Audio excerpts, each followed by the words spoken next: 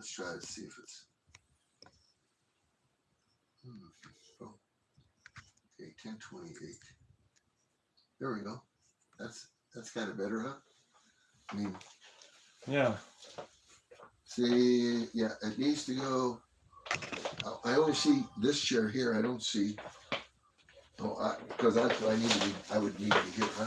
Okay.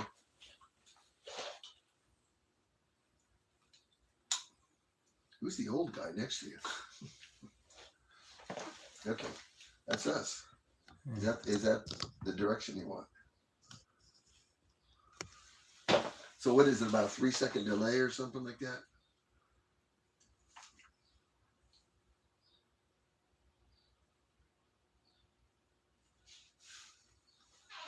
Hello, friends. Can anyone hear me and Doug talking?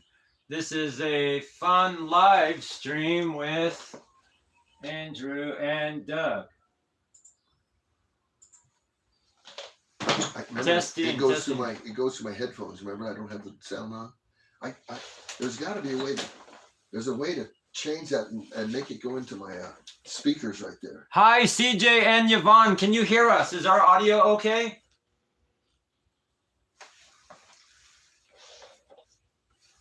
I hear you. Oh, Oh yeah, they can hear us. Okay. Okay, so. Oh, very good. Let me close the door. Okay. Hello, friends. This is a live, fun, impromptu conversation discussion with Doug Yowell. As those of you may remember, Doug Yowell, I've interviewed him before on my channel. He's been following and been involved in the pro-life efforts within the Adventist Church since the mid 1980s. 80s, yeah. So I've already done a video with him previously, and you can watch that to learn more. I am currently in Loma Linda, California. I'm going to be on the plane in just a few hours, leaving, and then a few weeks from now I'll be back, and I'll be able to edit more videos in the Philippines in a few weeks. But I just wanted to do a fun video here because I found some articles that I wanted to share, and we're going to go over that with Doug. I thought this video is just going to be fun, but also kind of instructive. While doing my research here in Loma Linda, I did come across a very, very interesting finding on this issue, but I still have to do some more research, and it involves the union in Norway and Denmark. So if anyone watching this video, if you know any Adventists in Norway or Denmark, I need their help looking up some material. It is directly, explicitly related to abortion. It's a fascinating, very exciting finding. And I also came across some other material which I will be publishing in a few weeks. Anyways, with that, we are short on time, so I wanted to have some fun with Doug. So here's your set, and here's mine. So in 1981, in Ministry Magazine, they published an article titled Legislated Morality. And I thought this is very interesting. We're not going to read through the whole article for the sake of time, but let's go through it. So this was published January 1981 in Ministry Magazine, and it says Christian political action groups are largely right in what they are trying to do, but quite wrong in how they are doing it. So I'll read the first paragraph, and then Doug can read the second paragraph. Okay, which paragraph are we in? Oh, you're starting at the top. Yeah, I'll read that one. Okay. So, one of the most significant issues to come out of the recent national elections in the USA is the proper role of political action groups composed of evangelical Christians. Other concerns may have received more attention by voters, but we believe that in the final analysis, the questions raised by the activities of religious lobbyists will overshadow even such immediate and perennial interests as the economy, national defense, and energy. And if you could read the next paragraph. As revealed by the sampling of letters in response to Roland Hegsted's September article, Washington for Jesus, Really? See page 2 You and don't, page have to 19. read, you don't have to read all the details. Yeah. Religious leaders are sharply divided over the proper function of such a Christian lobbying groups. At ministry, we find ourselves somewhat divided as well. We share strongly the alarm and dismay of those who decry the moral decline of America. We stand with those who affirm the sanctity of the family, who oppose pornography and the ever-increasing violence and sexuality of broadcasting and film, who refuse to affirm that homosexuality is an acceptable lifestyle, and who equate abortion with the taking of life. Thus, we are in harmony with many, but by no means all, of the goals of the conservative Christian lobbyists. Okay, so Ministry publishes this article written by the editor. This is January 1981. We hear similar things today, but this is over 40. This is 45 years ago, and they start out expressing concern for evangelical Christians, and they specifically point to in the second paragraph that we at Ministry, or we Adventist leaders, we share the alarm and dismay over the moral decline of America. We stand with, I highlight these words, we stand with those who affirm the sanctity of the family, etc., etc. But they specifically say, we stand with those who, quote, equate abortion with the taking of life. I think that statement can be challenged. But anyways, so Adventist leaders are saying, we agree with evangelicals that abortion is the taking of a human life. I don't think that's, anyways, I'm not going to go into details why that may or may not be true. But because I want to highlight something they say in this article. Thus, we are in harmony with many of the goals, but by no means all of the goals of conservative Christian lobbyists. They continue. At the same time, however, we unhesitatingly disagree with the method. So we've heard this before in our church. We agree that abortion, pornography, sexual immorality, etc., there's a problem with that. But Adventist leaders say we disagree with the methods of. And what was the method? They said political activism. Political activism. We would disagree with political activism on behalf of those issues. Yeah. Citing Mr. Hegstead, the scriptures give precious little support for using politics as a substitute for evangelism. A Christianity that is not able to inculcate its ideals has no right to turn the strong arm of the state to prop her up. Let me finish this paragraph. When the Lord advised, render to Caesar the things that are Caesar's, he also said, but to God the things that are God. Quote, legislated morality is a hollow victory at best, and remember that phrase, it's a hollow victory at best, as demonstrated by America's brief experiment with the national prohibition of alcohol. A legislated morality operates on principles precisely the opposite of those utilized by evangelism. Legislated morality attempts to produce an external conformity while leaving the heart untouched. Evangelism seeks to change the heart, knowing that by doing so, there will be a change in the outward life. Did you have a comment on that?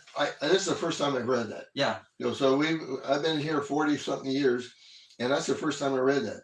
But if you actually understand what they just said that the Adventist involvement in the prohibition movement, the political activism in the prohibition movement was wrong. Yes. They just concluded that what Ellen White approved of, what she urged, and her way of thinking was wrong. It was misplaced. Yeah.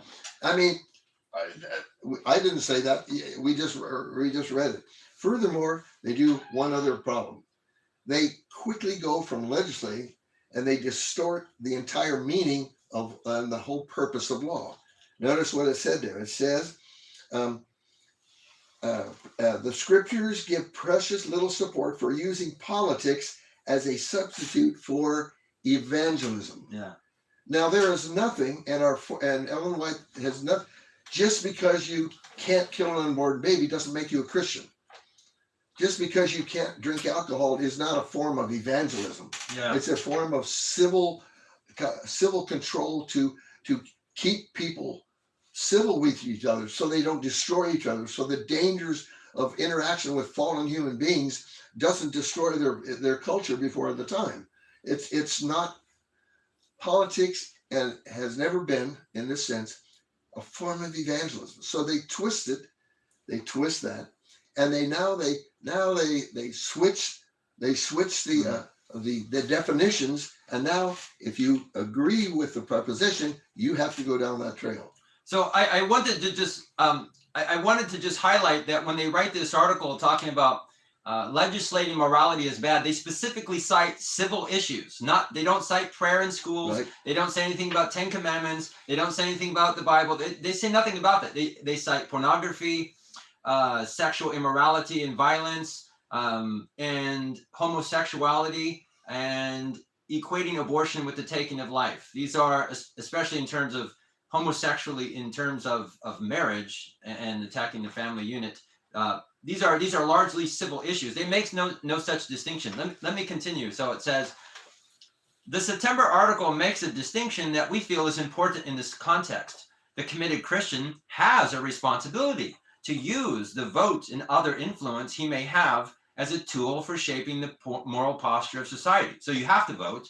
After a careful study of candidates and issues, he may cast his vote for those people and concepts that, in his opinion, are most compatible with Christian ideals of justice and virtue. However, this is a matter quite different from organized, highlight this, this is a Christian voting individually is, quote, a matter quite different from organized efforts to establish the kingdom of God on earth by political action. So this is the classic Adventist tactic of conflating two separate issues. So just because Adventists organized to make alcohol illegal, or they organized to engage in civil disobedience on any slavery efforts, that is not establishing the kingdom of God in a biblical spiritual type sense.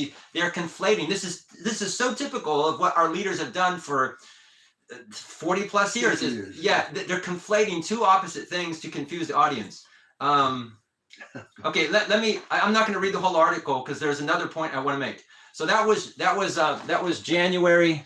That's January 1981 in Ministry Magazine. So check this out. This is really funny. It's kind of depressing but funny. So turn to page 2. Okay, there you go. Here. So in April 1981. So several months later. So the original article was January. This is April. So several months later, somebody writes in. And I've crossed out the name on Doug's paper, so he doesn't know who wrote this. So let me read the response. So someone writes in and says, "Hollow victory? ? Regarding your 1981 editorial, my understanding is that Adventists, in harmony with the Bible, have never opposed the right of government to legislate practices that are built on moral principles. If all moral concepts were removed from government, we would have not only an atheistic government, but one oppressive beyond human tolerance. In the concept of separation of church and state, one must be careful not to take an extreme position simply because he fears freedom of religion may be jeopardized through legislation by either church or the state." Let me stop right there and comment. So this is endemic now in Adventism, that very point says, in the concept of separation of church and state, we have to be careful not to take an extreme position simply because, substituting what he said, simply because there will be Sunday laws in the future. This is kind of what he's pointing at. Let me continue. Why is it right for the individual Christian to exercise the vote, yet wrong when he organizes? Excellent questions. Are you simply afraid of organization? It is not for us to judge motives and assume that those who currently call for resistance to homosexuality, abortion, drugs, and other evils are out to legislate religion instead of morality. At least we should show the difference. What a comment! I love this comment. Why is not the Adventist voice raised more strongly on these issues and what we are doing to secure a public sentiment? I can say at least that the temperance organization in harmony with the concepts presented by Ellen White, is active through, quote, pen, voice, and vote. I'll finish the last paragraph. You suggested, this is the commenter responding to Ministry Magazine. You suggest legislated morality is a, quote, hollow victory. If you would check the facts, prohibition did bring major benefits to citizens with less crime, lower mental hospital admissions, and limiting of liquor production. Unfortunately, many believe the propaganda of the secular press on the immensity of illegal sales. There are 100 times more illegal sales of alcohol being made today, 1981, than there were during Prohibition. Now, because some groups include a return to prayer in schools and opposition to communism, atheism, some people get uptight and wipe the slate of the whole concern for legislative action. Surely we can look at this issue a little more analytically and not sweep all into one bag of condemnation. Now, I want Doug to read slowly and loudly the next few sentences. So that's the response. And then at the end of this response, the editors for Ministry Magazine, they respond to that comment. Now listen very carefully to how the editors respond to that comment. Okay, this is the editor response. Perhaps the editorial was not as clear as we intended it to be in pointing out that we support many of the positions taken by what has come to be termed the new right. We are for temperance and purity. We are against abortion, homosexuality, drugs, pornography.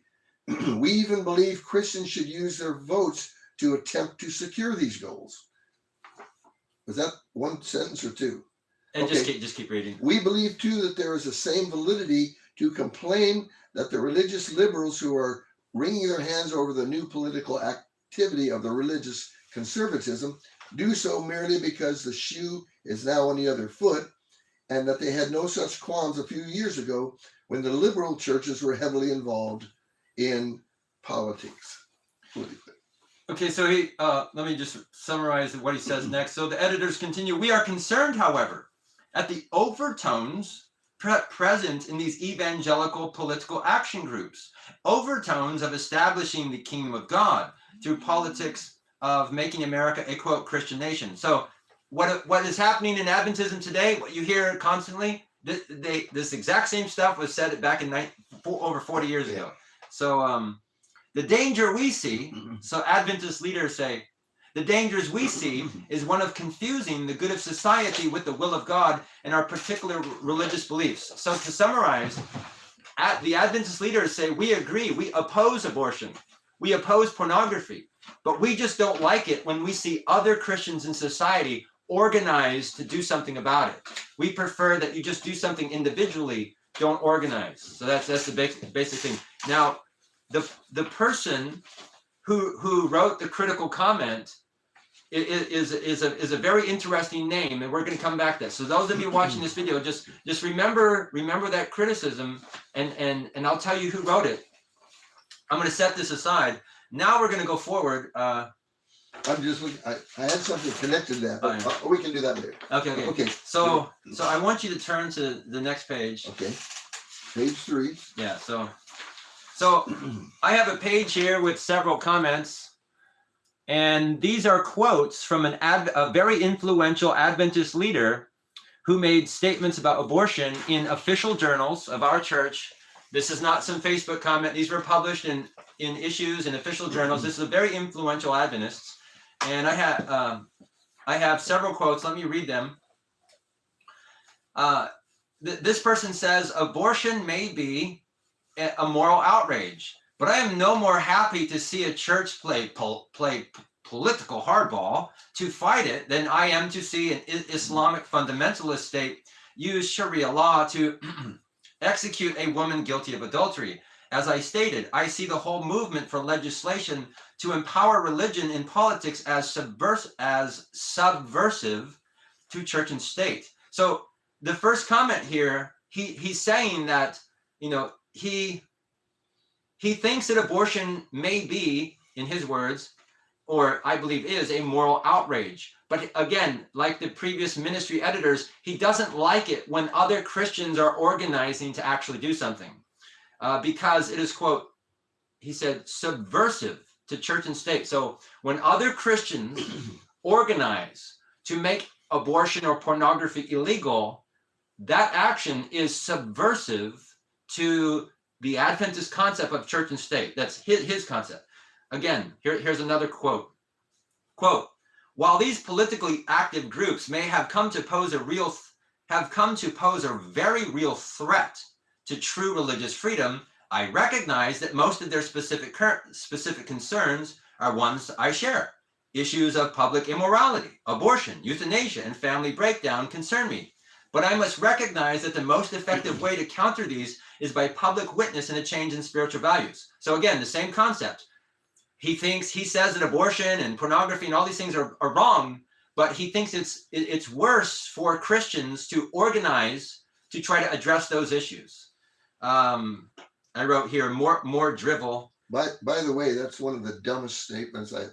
It's just completely incoherent to reality. Explain why briefly. Because let's say evangelism did this, right? Yeah. And you convinced 99% of the people that abortion was wrong and homosexuality is wrong. But because they can't be political active, who gets to make the law? The 1%. So what have you done? You've opened the door. It hasn't made any difference at all, because now the 1% is able to still kill unborn children, and you can't do anything about it. And it's your country. You're responsible for the laws that are made. So it's, if 50% of the people were evangelized, it would still not protect any unborn children. So let me continue. So there's two more quotes. These are all crazy, but I really want to prove it, making it just, it's kind of funny when I show you the conclusion. So this same leader, he continues, we have been reminded, I'm on line 21. I got you. We have been reminded that rolling back Roe versus Wade is the objective. While I might feel embarrassed that abortion is institutionalized in a country so careful of other human rights and so self-consciously Christian, I perceive a greater rollback of personal rights and a greater amalgamation of church and state in the constitutional philosophy that lies behind the new favored construct. So again, he's using just high-sounding words to convey the same idea. Abortion is wrong morally, but when other Christians in society, specifically these evangelicals, when they organize to try to make it illegal, this is completely subverting and overthrowing and ruining church and state. So this Adventist leader is doing everything he can to instill fear and suspicion and dread in the heart and the mind of his Adventist audiences. And he does this, just one more statement. Quote, while we can rightly join religious activists in decrying the whole abortion model, it did arise from well thought out models of the rights of the individual versus the state. Speaking of the Judge Roberts seems to share a growing conservative view that rethinks individual rights. The implications for religious freedom and divergent religious thought are troubling. So again and again, this fear porn. Now, I'm going to tell Doug right now can you guess? So this was a well-known leader. He was an editor for Liberty magazine. Go ahead and guess who wrote these statements. You can probably guess by which these ones here? Yeah. You can tell by the timing. I would say, if I was just to guess, I would say Roland Hagstead. No, it's not. I think the one that wrote the statement, or Roberts has been installed, but nominee Alito. Okay, so sorry. So who comes after Hagstead? Who comes after Goldstein? Lincoln Steed? Yes, one of the longest serving editors for Liberty magazine, and of course very influential being the editor. It was Lincoln Steed, and he wrote over and over and over that abortion is a religious freedom, it's a matter of conscience, and that efforts by other Christians to make abortion illegal are troubling and dangerous and a threat. If you stop and think about it, though, that's what the Adventist pioneers supported. But of course, he ignores that. Now, what is so interesting is that it's Lincoln Steed who argues that efforts to legislate morality is a threat to religious liberty. It's so dangerous. The previous comment that was arguing for legislating morality, Doug did not see that name. I want you to read the name of the person who wrote that comment. Okay, where? Let me. So the person who wrote that comment. Let me see if I can get the camera to. Is the camera gonna? I don't know if the camera is gonna show you that. But the author of that comment was Ernest Steed, Lincoln Steed's father. The man who spent decades trying to lead Adventists to believe that opposition to abortion was this horrible evil, dangerous, and threatening, is the son of a man who argued the exact opposite. I mean, when I read this comment and I saw Ernest Steed, I thought, no way, he can't be, no. And so I searched it, and he's the father. And I thought, man, what I have to do, when I go to Loma Linda, I need to read this story and share it with Doug and get his reaction. I mean, you have... And Ernest Steed, if you go research his history, he was very involved in supporting temperance throughout his time, and it's just, it's just crazy that here's a father who spent his whole life dedicated to trying to uphold the right of the government and the duty to protect civil society by eliminating these social evils, only to have his son come along and teach the exact opposite. I mean, it's wild. I don't even know how to wrap my mind around it. Any last comments? It's interesting too, because where we have come from where we used to be 100 and some odd years ago, and even Ernest Steed, where we have come is we have flipped, and we have gone the exact opposite direction. And I want to make a point. I have a brochure here by the Church State Council, and I'm looking for it. And if you told me what we were going to talk about, okay, you look for that. I'll read something else. But I don't know if I can find it, because I don't know if it's right here. But what the Church State, there's a brochure by the Church State Council, and I'll paraphrase this, and it's right there in the front when it's talking about Christian nationalism. That's the big thing, Christian nationalism. It says, yes, when the state goes against a baker and puts him in and prosecutes a baker for not baking a cake for a homosexual wedding, same-sex marriage, and it gives another example. It says, yes, those may be bad things, but they're not prophecy. But they're not prophecy. It doesn't fit in with prophecy. So they admit that they are issues of religious liberty.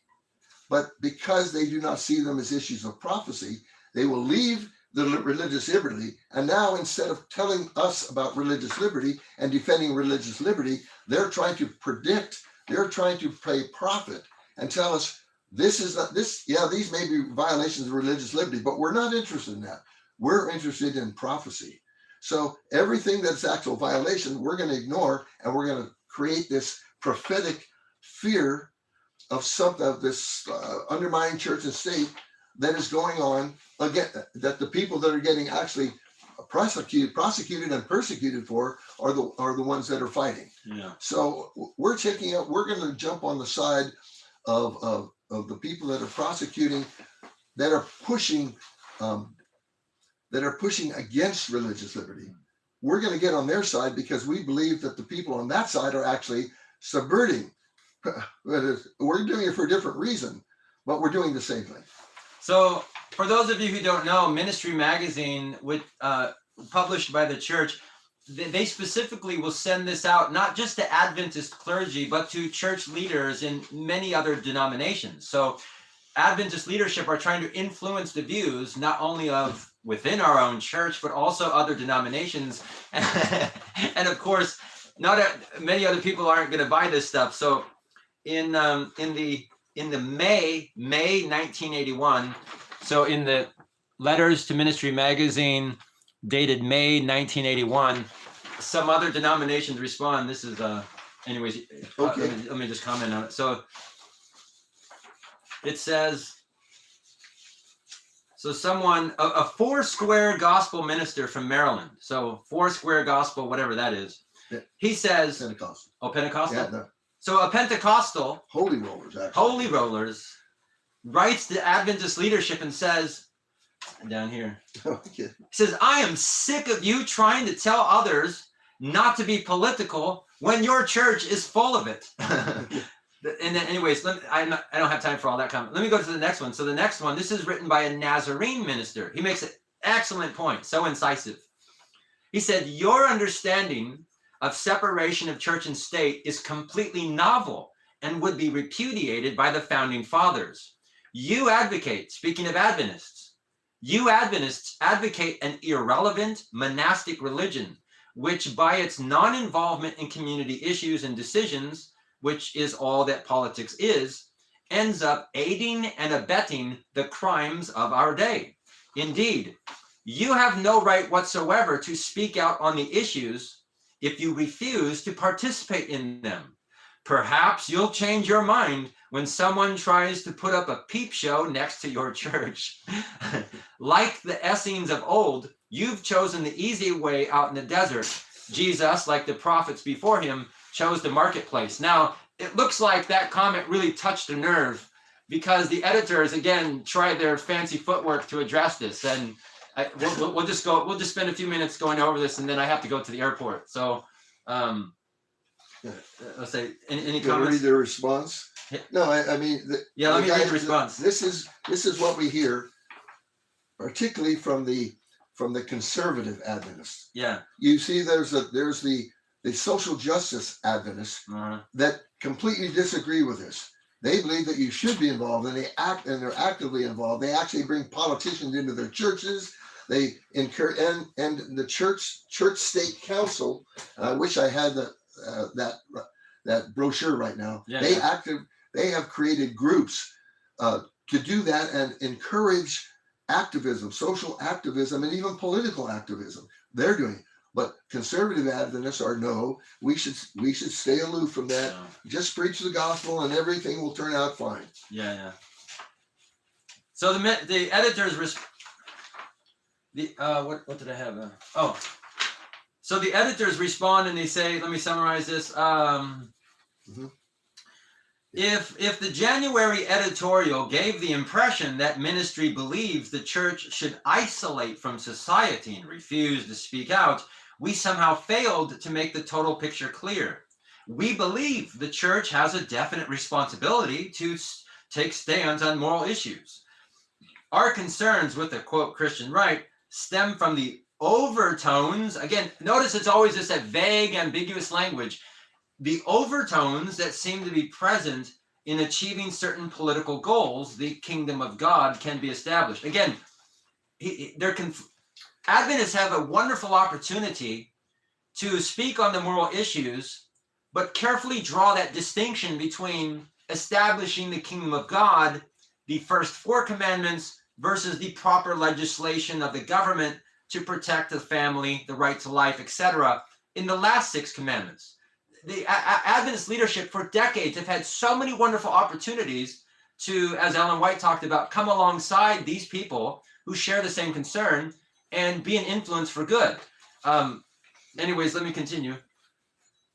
If one feels that we can legislate the spiritual objectives of the church by political processes, then we believe there is ample cause for alarm. That's true. That's true. If people think that you can legislate, conversion or spiritual beliefs, that's a problem. That's true. Not everything here he says is completely false. However, he continues, quote, this is a very different matter from saying that the church should keep silent on uncommitted in moral issues. The point of the editorial was that the state is concerned with the well-being of society and thus passes laws to control actions detrimental to it. The church, on the other hand, is primarily concerned with matters of the heart, and these cannot be legislated. Again, the editorial made reference to abortion, homosexuality, what was the other one? Pornography. Those are not matters of the heart. Those are outward actions or even political attempts by people to rewrite laws in society. He's again conflating it. We believe that a sound case can be made against evils such as homosexuality, pornography, abortion, the breakdown of the family, etc., on non-religious grounds.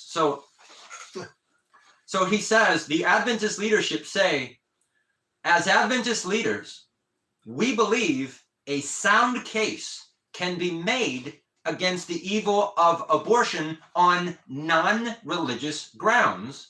I wrote a comment here. How would they do that? That would be appealing not only to Christians but to those of other religions or of no religion. We would have no quarrel. They're basically saying we don't have a problem with Christians who combine their efforts to affect legislation in such areas on this basis.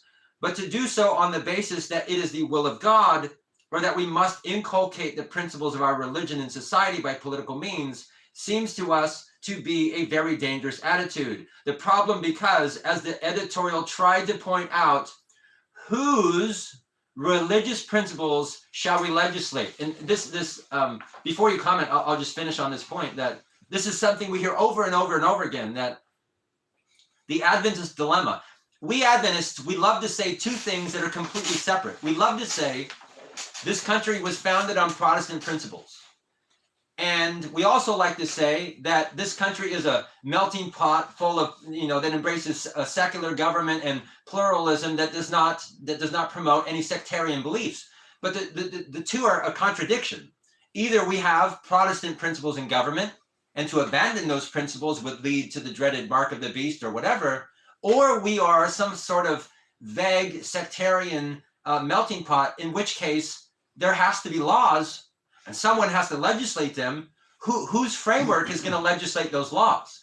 And notice that Adventists for 45 years, exactly like this, they'll always ask the question, well, whose principles shall we legislate? But they never answer the question. They just leave you with doubt and uncertainty. I mean, as Adventists, we have to make a decision. Are we going to believe that that the government should be based on Protestant principles and the right to life and other things? Or do we just let whoever legislate? Everybody else but.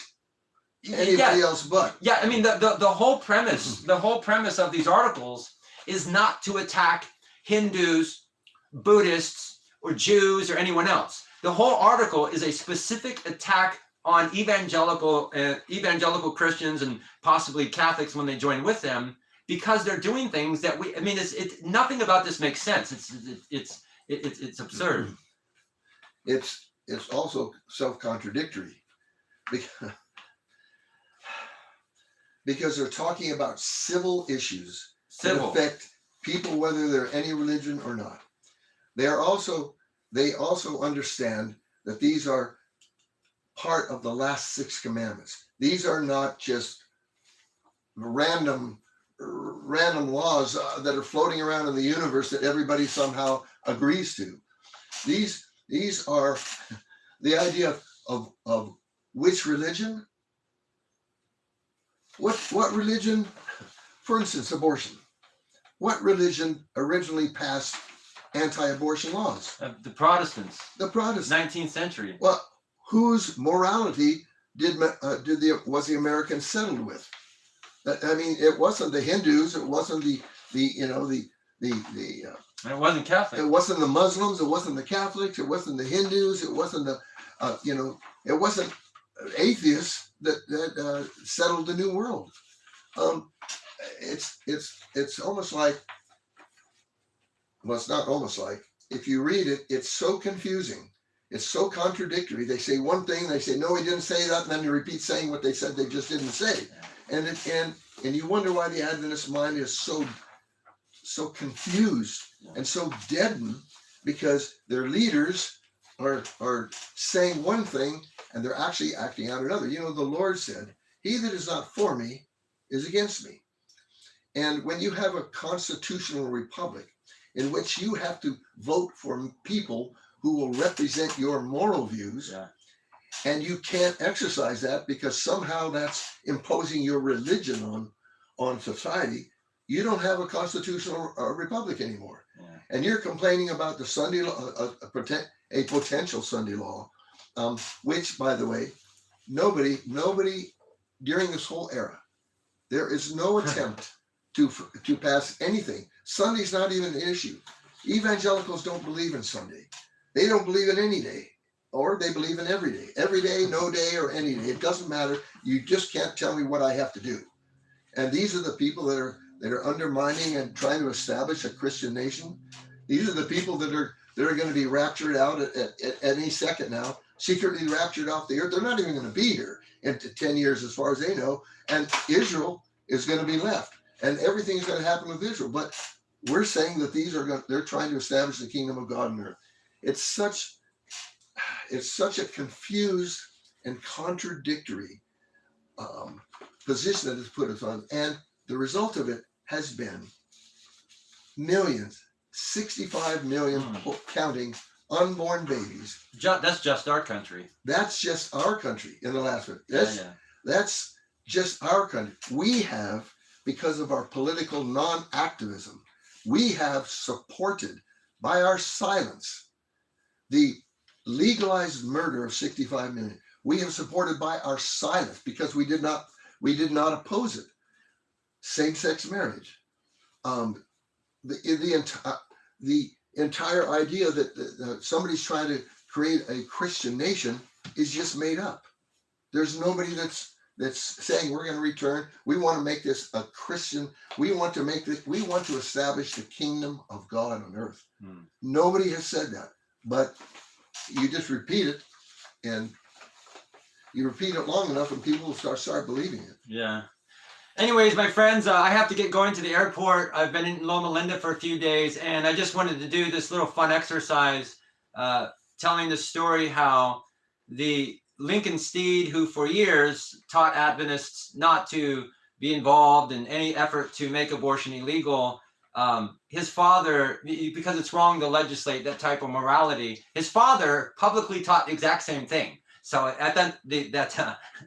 anyways, I thought that was kind of funny, but also very sad at the same time. Let me finish by reading some of the comments here. So just stay there. So we have, please share the response to the article. I'll try to post a link below. Excellent critique, Doug. The position that outright bars Christians from political engagement is groundless. Brother Andrew looks like he is in a candy shop.